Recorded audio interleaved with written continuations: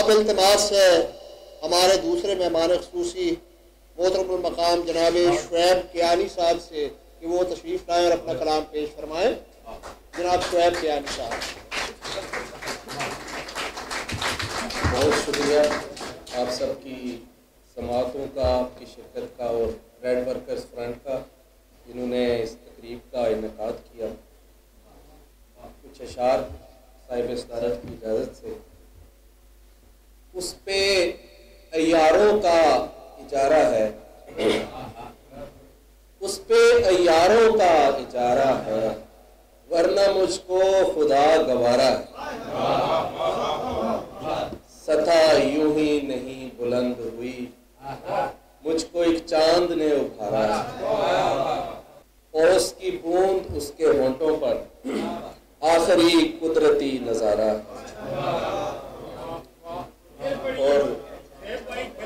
और उसकी बूंद उसके होंठों पर आखिरी कुदरती नजारा है। और दूर तक जहन को उजालेगा, शेर अपनी फजा बना लेगा। जहन को दूर तक उजालेगा, शेर अपनी फजा बना लेगा। ये तो खुद बद्दुआए फिरते हैं, ये तो खुद बद्दुआए फिरते हैं, इन फकीरों से तू दुआ लेगा।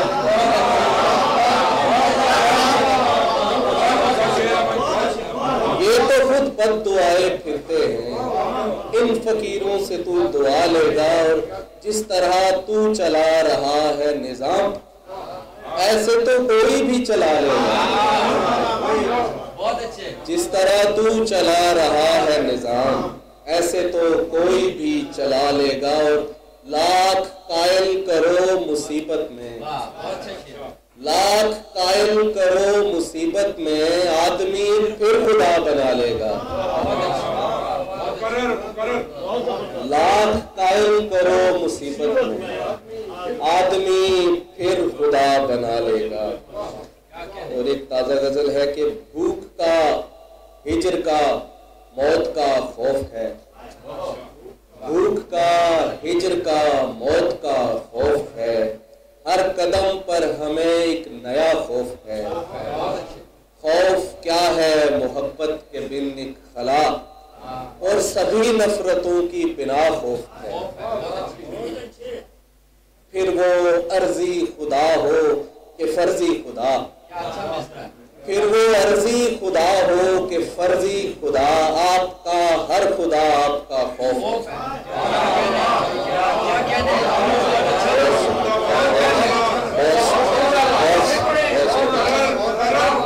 फिर वो अर्जी खुदा हो कि फर्जी खुदा, आपका हर खुदा आपका खौफ है। कातिला उसके ईमान से खौफ खा, कातिला उसके ईमान से खौफ खा, ज़ेरे बंदूक भी जो बिला खौफ है। कातिला उसके ईमान से खौफ खा, ज़ेरे बंदूक भी जो बिला खौफ है। एक दिए के लिए तो खला कुछ नहीं, एक दिए के लिए तो खला कुछ नहीं, पर खला के लिए एक दिया खौफ है। पर खला के लिए एक दिया खौफ है। और एक यौम मजदूर के हवाले से है, नज़्म का उन्वान है मर्दाना कमजोरी। कोई अपना मरा, कोई अपना मरा, मेरा अपना मरा, मेरे आंगन में मातम की सफ बिछ गई। औरतें बैन करती रही, बच्चे रोते रहे, मैं नहीं रो सका। मेरी पहली मोहब्बत जो सच्ची भी थी और सुची भी थी, जब किसी ने उसे मुस्तरद कर दिया, मेरे सीने में यकदम घुटन भर गई, सांस रुकने लगी, मैं नहीं रो सका। मुझ पे तोहमत लगाई किसी शख्स ने, मेरे किरदार की लाश पर पांव रख कर वो ऊंचा हुआ, मेरे पैरों के नीचे जमीन आ रही, मैं नहीं रो सका। और जैसे चरवाहा झोली में पत्ते दिखाकर जो होते नहीं है, बुलाता है अपनी तरफ बकरियां, मुझको ऐसे किसी ने कहा आ मोहब्बत करें, उसके नजदीक जाकर खुला उसकी झोली में चाहत के पते नहीं, मेरी चीखें गले में रुकी रह गई, मैं नहीं रो सका। मैंने दफ्तर में एक नौकरी ढूंढ ली, थोड़ा थोड़ा वहां रोज मरता रहा, काम करता रहा, मेरे कानों में लावा उंडेला गया, मेरे चेहरे की रौनक मिटाई गई, एक एक रग से खून को निचोड़ा गया, मेरा सारा बदन दर्द होता रहा, दर्द होता रहा, मैं नहीं रो सका। मेरे कांधे पे औरत को रखा गया, पुष्ट पर बाप का कुंभा लादा गया, सर पे कवे भी भूखे बिठाए गए, मेरे हाथों में तलवार दे दी गई, मुझको मेरे खुदा से डराया गया। जब कमर झुक गई मैं घिसट कर चला, कोहनियां छिल गई, घुटने जख्मी हुए, खून रिश्ता रहा, मैं नहीं रो सका। हादसों, आफतों, बम धमाकों, वबाओं में और जंग में मेरे अपनों की लाशें उठाई गई, मेरा दिल भर के आंखों तलक आ गया, मैं नहीं रो सका। रात दुनिया से छुपकर मैं ऐसे जहां को ख्यालों में लाता हूं जिसमें सभी दोस्त हों।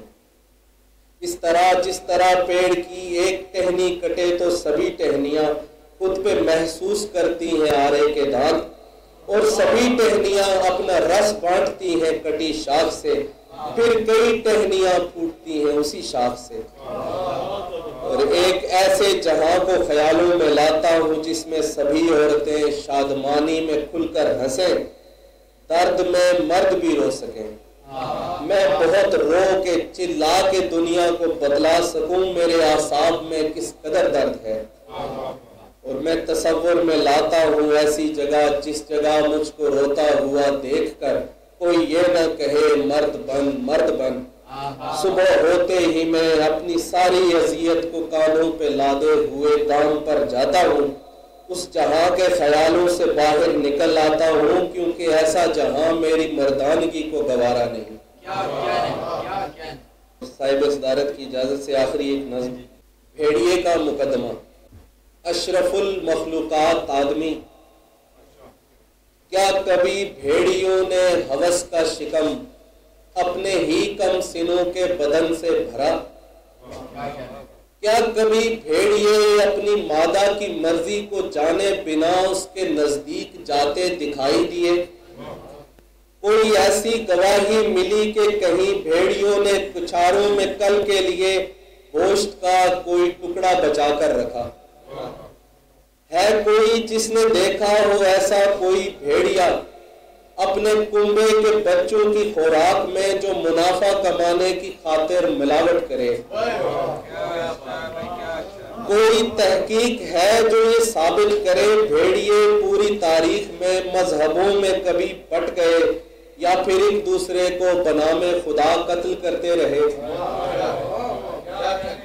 और क्या कोई ऐसा सयाह मौजूद है जो बताए कभी भेड़ियों की किसी फौज ने अपने ही भेड़ियों को उठाकर कहीं लापता कर दिया?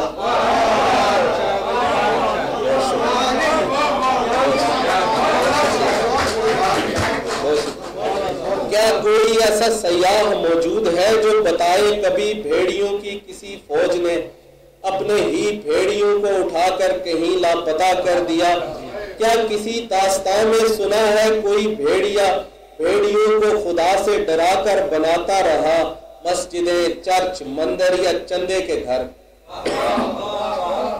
कोई है जो ये साबित करे भेड़ियों ने कहीं रंग, मजहब, कबीले, सकाफत, ज़बान या सियासी मकासद की खातिर जमीन बांट ली और इस जमीन की हरारत का दर्जा बढ़ाने में भी भेड़ियों के किसी कारखाने का किरदार है?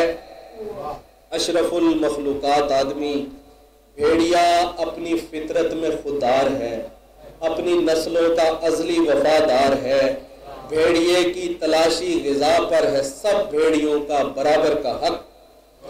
भेड़िया अपनी हद से तजावुज का हरगिज नहीं सोचता, भेड़िया अपने बच्चों की आंखें नहीं नोचता, भेड़िया भूख से मर भी जाए मगर अपने जंगल पे बम फेंकने का नहीं सोचता।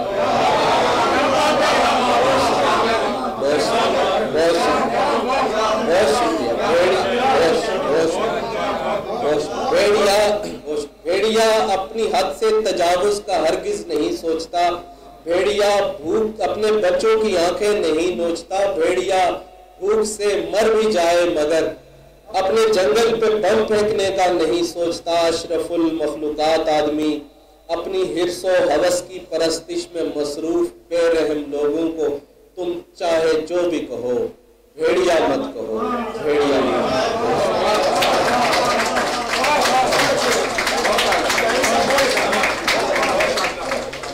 ये थे आज के मेहमान खुसूसी जनाब शुएब कियानी साहब, जिनके कलाम को सुनने के बाद तो जैसे सोचों पर रकत तारी हो जाती है और शऊर पर लर्जा तारी हो जाता है, लेकिन ये कहने में कोई आर महसूस नहीं की जानी चाहिए कि लाख कोशिशों के बावजूद और ख्वाहिश के बावजूद भी नहीं पैदा हो सकता किसी जिसका कोई सानी। ऐसे शायर बाकमाल को कहा जाता है शुएब कियानी।